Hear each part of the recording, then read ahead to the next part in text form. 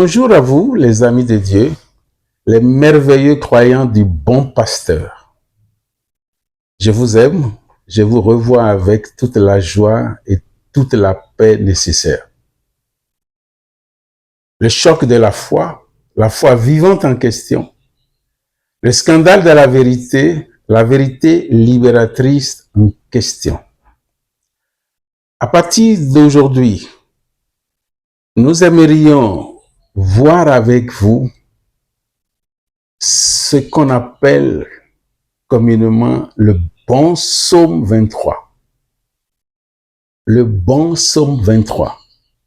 23, entre parenthèses, 22, selon les traductions. Ce psaume est un psaume de recours et tout le monde semble l'aimer. Tout le monde le dit. Tout le monde l'affectionne. Tout le monde l'aime. Que ce soit les fidèles de différentes religions ou les hommes qui n'ont pas de religion particulière, parce que son début intéresse. Je voudrais voir avec ce beau peuple le contexte de ce psaume. Parce que la plupart d'entre nous, nous nous arrêtons à ce qu'on pourrait appeler premier sens. C'est le merveilleux psaume qui commence « Le Seigneur est mon berger. L'Éternel est mon berger. Yahvé est mon bon pasteur », selon les traductions bibliques. Et quand on dit ça, on dit « Ah, voilà, Dieu va s'occuper de moi. » Voilà une prière qui demande à Dieu de s'occuper de moi. Surtout quand on obtient la suite, « Le Seigneur est mon berger. Je ne manquerai de rien. » D'autres traductions parlent au présent. Je ne manque de rien. Et c'est ça qui attire tout le monde. Je ne manque de rien. Je ne manquerai de rien. Je possède tout. Ah, si tu es fidèle et le Seigneur est ton berger, ce Seigneur met tout à ta disposition, tu es heureux. Cela provoque la foi de beaucoup de fidèles. C'est pourquoi je voudrais voir le contexte avec vous pour que, le sachant, la foi de chacun prenne davantage. En prononçant les mots, chacun puisse se réjouir d'être à l'intérieur de la prière qu'il est en train de prononcer. C'est pourquoi nous nous sommes proposés de faire ce traitement avec vous. Puisque ce sont des points suivis, nous le ferons passer tous les jours. Nous allons l'étudier verset par verset et chacun aura le temps d'entrer en profondeur de la prière qu'il choisit de prononcer. Voilà en gros le projet, le jeune projet que nous avons à vous offrir à partir d'aujourd'hui. Nous allons commencer par le premier verset. Le Seigneur est mon berger, je ne manquerai de rien. Yahvé est mon bon pasteur, je ne manquerai de rien. Je ne manque de rien. L'Éternel est mon berger, je ne manquerai de rien. Alors parlons d'abord de l'image. L'image du bon pasteur. D'abord, il a dit que c'est le psaume de David. David, vous le connaissez, pour ceux qui sont prêts à le connaître, c'est l'un des plus grands rois d'Israël. Le second, ses exploits, vous les connaissez. C'est lui qui a dit ce psaume, c'est lui qui l'a prononcé. Ou tout au moins, c'est à lui qu'on remet la paternité. Le Seigneur est mon berger. L'Éternel est mon berger. Cette belle image nous renvoie à un Dieu bon. Comme Jésus nous le dira, je suis le vrai berger. Je suis le bon berger. Je suis le bon pasteur. Avec lui, nous ne manquerons de rien. Avec lui, nous avons tout. Avec lui, nous possédons tout. Avec lui, toi, qui aimes dire cette prière, tu possèdes tout. Comment ne vas-tu pas rester derrière celui qui te donne tout, celui qui te fournit tout, celui que tu aimes et qui te donne tout, avec qui tu ne manques de rien et tu ne manqueras de rien. Alors, les traductions qui ont mis cela au présent, c'est déjà pour nous aider. Le texte original est au futur. Mais David met ça au futur parce que ce qu'il demande, ce qu'il attend de Dieu n'est pas encore arrivé. Tout simplement, nous aurons le temps de voir ça dans les autres versets.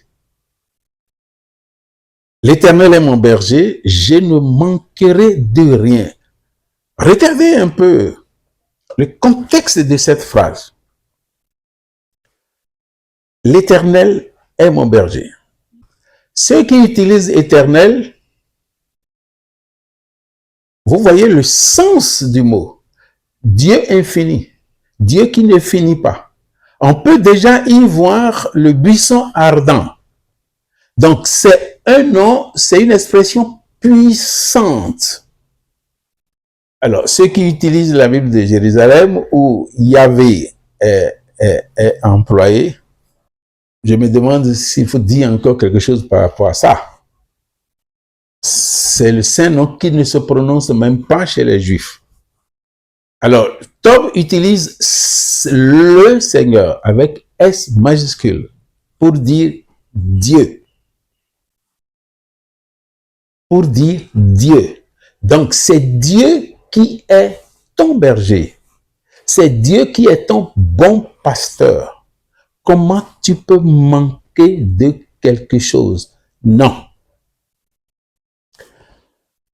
Il y en a, pour éviter le verbe manquer, utilise posséder. Je possède tout. Je possède tout. Mais là, il y a une différence de sens entre je ne manque de rien et je possède tout. Je possède tout est très global, est très général.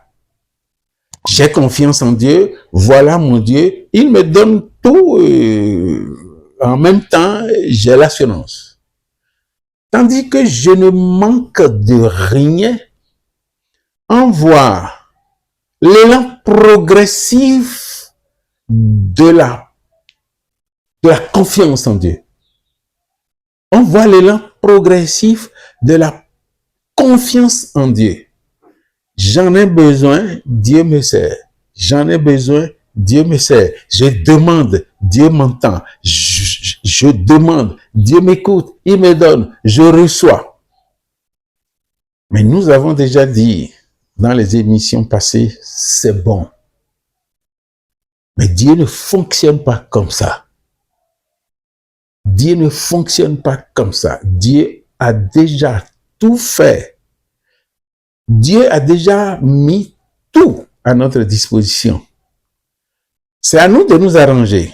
C'est à nous de nous apprêter pour entrer dans cette miséricorde de Dieu, dans ce programme de Dieu, et nous avons tout. Alors désormais, quand nous dirons Le Seigneur est mon berger. Dieu est mon berger, l'Éternel est mon berger. Ah, voilà, mon Seigneur, mon Dieu ne finit pas, le buisson ardent, il est là tout le temps, il est dans le présent du présent. Voilà, c'est lui qui s'occupe de moi. Ça va travailler ta confiance. Parce que sans confiance, tu ne peux pas avoir une foi. Ça va travailler ta confiance. Ensuite, ça va provoquer ta foi, une foi solide, une foi ferme. C'est ça, ça va provoquer pour toi. Donc, tu as intérêt à entendre cette émission, à chercher toi-même, à prendre le livre sacré, la version que tu as l'habitude de lire. C'est bon de prendre ça et de comparer ce que tu comprenais à ce que nous sommes en train de dire pour avoir un peu plus de lumière, pour te donner un peu plus de lumière, pour te donner un peu plus de vivacité, pour te donner un peu plus de confiance d'aller de l'avant, pour te donner un peu plus de joie pour aborder ton Dieu, pour aborder ton Seigneur, pour aborder ton Éternel. Mes chers amis, mon cher ami, l'Éternel est ton berger à toi seul. Parce que le mot qui est utilisé, même si c'est un mot social, on va y revenir, c'est adjectif possessif. Ton berger, ton bon pasteur. Déjà, c'est un honneur pour toi de considérer, de voir que Yahvé est ton bon pasteur, que l'Éternel est ton bon pasteur, que le Seigneur, créateur du ciel et de la terre, est ton bon pasteur. Sois-en fier, mon gars. Sois-en fier. C'est ta confiance qui reçoit un coup positif. C'est ta foi qui reçoit un honneur. Même si l'honneur est une charge, il vaut mieux accepter ça. Ensuite, tu lis, tu dis, tu prononces, tu es convaincu, je ne manquerai de rien. D'abord, je ne manque de rien et je ne manquerai de rien. Comprends ce verset dans tous ses sens. Tous ces sens qui t'arrangeraient. Je ne manque et je ne manquerai de rien. C'est quoi de rien? Ne reste pas seulement sur la nourriture. Ne pense pas seulement à ta faim, non. Ne pense pas seulement à ta victoire, non. Ne pense pas seulement à ton projet, non. À ce que tu veux acheter et tu n'as pas, non. Ne pense pas seulement à ta guérison, à la guérison d'un parent, non. Le texte dit de rien. Rien, c'est rien. Tu ne manques de rien. Et tu ne manqueras de rien. Je ne manque de rien et je ne manquerai de rien. Non, si cela ne provoque pas ta joie, là, il y a quelque chose. Laisse-toi provoquer. Laisse ta joie être provoquée. Laisse ton amour être provoqué. Laisse ta victoire à Dieu. C'est une confiance totale que ce premier verset te donne. Parce que ce premier verset parle de la sollicitude de Dieu, la sollicitude de ton Éternel, la sollicitude de ton Seigneur, la sollicitude de ton Yahvé. Et une sollicitude extrême. Une sollicitude extrême. L'Éternel est mon bon pasteur, je ne manque de rien, je ne manquerai de rien. Si David a pu le dire, toi aussi tu es David. Fais-toi David. Fais-toi David. Fais-toi David. Et tu vas constater, David a obtenu tout ce qu'il voulait. Quand il s'était dit, je ne manquerai de rien, il a tout obtenu. Toi aussi, tu prononces, tu ne manques de rien. Jusque-là, tu ne manques de rien. En disant, je ne manque de rien, tu es en train de montrer ta gratitude. C'est déjà une action de grâce. L'Éternel est mon berger, je ne manque de rien. Depuis ma naissance jusque-là, sois convaincu que tu n'as manqué de rien. Ça, c'est déjà une gratitude. C'est une action de grâce. C'est une louange. Maintenant, tu dis, je ne manquerai de rien. Tu es en train d'ouvrir la miséricorde de Dieu sur toi. Tu es en train de dire, non, mon âme ait confiance. Le Seigneur s'occupe de toi. L'Éternel s'occupe de toi. Yahvé pense à toi. Tu ne manqueras de rien. Alors, mes chers amis, mon cher ami, voilà des outils. Tu as désormais des outils de compréhension pour aborder ce psaume, des outils de confiance pour dire à Dieu qui tu es.